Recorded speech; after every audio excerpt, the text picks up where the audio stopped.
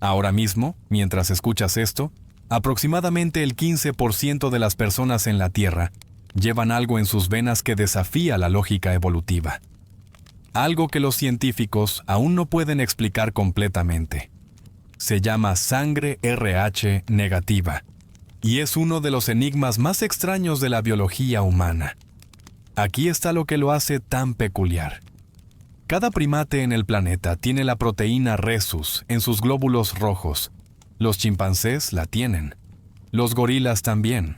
Los orangutanes y cada especie de mono que hemos analizado la poseen. Es universal en todo nuestro árbol evolutivo, excepto en aproximadamente el 15% de los humanos que simplemente no la tienen. Son RH negativo. Y nadie sabe por qué.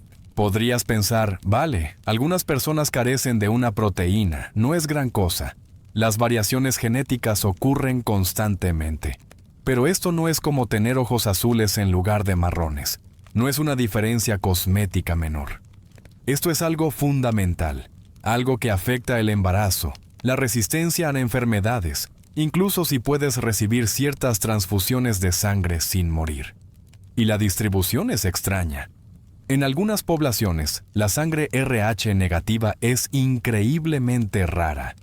En otras, particularmente entre personas de ascendencia vasca en el norte de España y el sur de Francia, alcanza frecuencias de casi el 30%. Eso no es aleatorio. Esa es la firma de algo más. Algo que sucedió en nuestro pasado que no comprendemos. El descubrimiento. Viena, 1940. Karl Landsteiner ya era famoso. Había ganado el premio Nobel 6 años antes por descubrir el sistema de grupos sanguíneos ABO. Pero ahora, trabajando en su laboratorio en el Instituto Rockefeller de Nueva York, estaba a punto de tropezar con algo que haría que su descubrimiento anterior pareciera simple. Landsteiner y su colega Alexander Wiener estaban realizando experimentos rutinarios de inmunología, inyectando sangre de monos rhesus en conejos y cobayas. Procedimiento estándar. El tipo de trabajo que llena cuadernos de laboratorio con resultados predecibles. Excepto que los resultados no fueron predecibles. Cuando probaron los anticuerpos producidos por los conejos contra muestras de sangre humana, algo extraño sucedió. Los anticuerpos reaccionaron con aproximadamente el 85% de las muestras, pero el 15% no mostraba ninguna reacción. Nada. Como si esas células sanguíneas fueran invisibles a los anticuerpos. Landsteiner lo llamó el factor RH, nombrado así por los monos rhesus, cuya sangre había ayudado a identificarlo. Si tenías el marcador, eras RH positivo. Si no, eras RH negativo. Una clasificación simple para lo que resultaría ser un misterio extraordinariamente complejo. La paradoja del embarazo. La conexión con el factor RH llegó de un pediatra llamado Philip Levine. En 1939, estaba tratando a una mujer que había sufrido un aborto espontáneo. Cuando intentaron darle una transfusión de sangre, su cuerpo rechazó violentamente la sangre de su propio marido. Esto no debería haber sido posible. Levine probó el factor RH recién descubierto. La mujer era RH negativo. Su esposo era RH positivo. Y de repente todo encajó. Durante el embarazo, pequeñas cantidades de sangre fetal a veces cruzan al torrente sanguíneo de la madre, especialmente durante el parto. Si la madre es RH negativa y el bebé es RH positivo, heredando el factor de su padre, el sistema inmunológico de la madre encuentra una proteína que nunca ha visto antes. Así que hace lo que los sistemas inmunológicos están diseñados para hacer.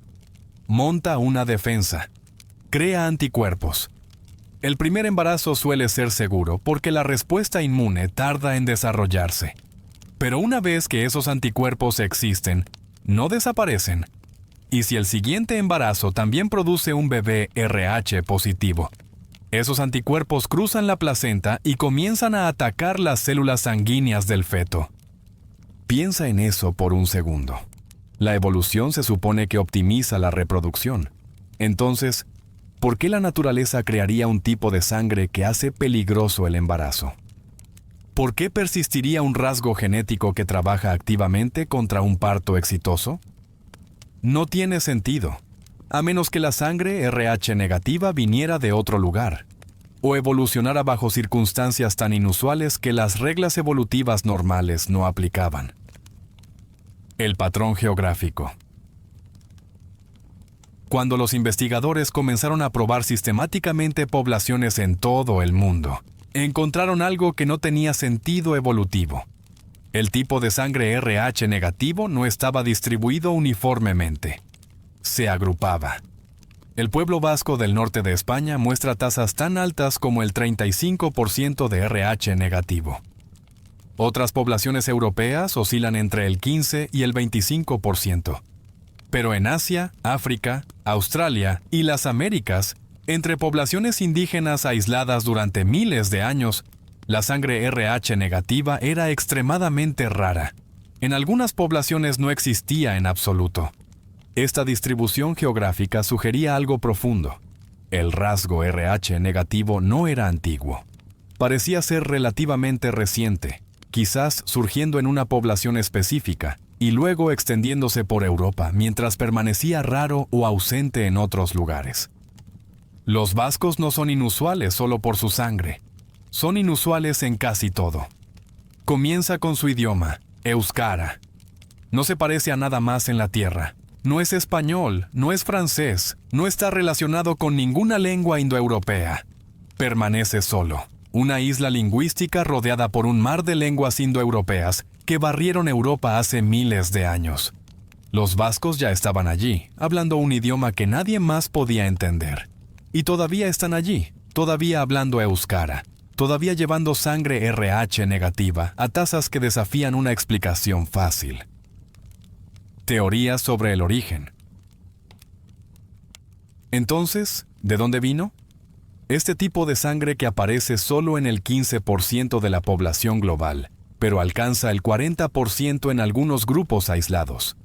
Este marcador genético que no sigue las reglas normales, que crea problemas durante el embarazo, que parece agruparse en poblaciones específicas sin razón evolutiva obvia. La respuesta convencional es simple: mutación aleatoria. Deriva genética, nada especial. Alrededor de hace 35 a 40.000 años, en algún lugar en poblaciones humanas, probablemente en Europa o el Medio Oriente, ocurrió una mutación genética. El gen RHD se eliminó o inactivó en un individuo. Esa persona se convirtió en el primer humano RH negativo. Pero incluso los investigadores convencionales admiten que hay acertijos. ¿Por qué la selección natural ha permitido que el RH negativo persista en frecuencias tan altas en algunas poblaciones? A pesar de las complicaciones del embarazo, hay ventajas ocultas que no hemos identificado. Algunos estudios han sugerido que los individuos RH negativo muestran respuestas inmunes ligeramente diferentes, posible resistencia a ciertas enfermedades, tal vez incluso diferencias neurológicas sutiles. Pero la evidencia sigue siendo preliminar, controvertida, difícil de replicar. La solución moderna. Antes de 1968, los médicos solo podían observar. Entendían el mecanismo, podían predecir qué embarazos estaban en riesgo, pero no tenían forma de prevenir la sensibilización. Algunas familias perdieron 5, 6, 7 hijos en sucesión. Luego llegó 1968. 2 científicos desarrollaron un tratamiento. Lo llamaron inmunoglobulina RH. Lo conocemos ahora como RhoGAM. El concepto era elegantemente simple: prevenir que el sistema inmunológico de la madre reconociera esas células sanguíneas RH positivas durante el primer embarazo. El impacto fue inmediato y dramático. En una década, las muertes por enfermedad hemolítica del recién nacido cayeron más del 90% en países donde RhoGAM se convirtió en atención estándar. El misterio continúa. Hoy, la paradoja del embarazo ha sido resuelta. al menos en lugares con acceso a atención médica moderna. Pero el rasgo permanece, el tipo de sangre persiste, y las preguntas que plantea sobre evolución humana, migración y supervivencia continúan fascinando a los investigadores. Porque algo sucedió en nuestro pasado. Algo que dejó al 15% de la humanidad con sangre que no debería existir. Y la historia de cómo llegamos aquí es más extraña de lo que puedes imaginar. Así que ahora, aquí estás, tumbado en la oscuridad, respirando lentamente, escuchando una historia que comenzó mucho antes de que hubiera naciones o ciudades. Una historia escrita en algo que llevas contigo cada segundo de tu vida, tu sangre.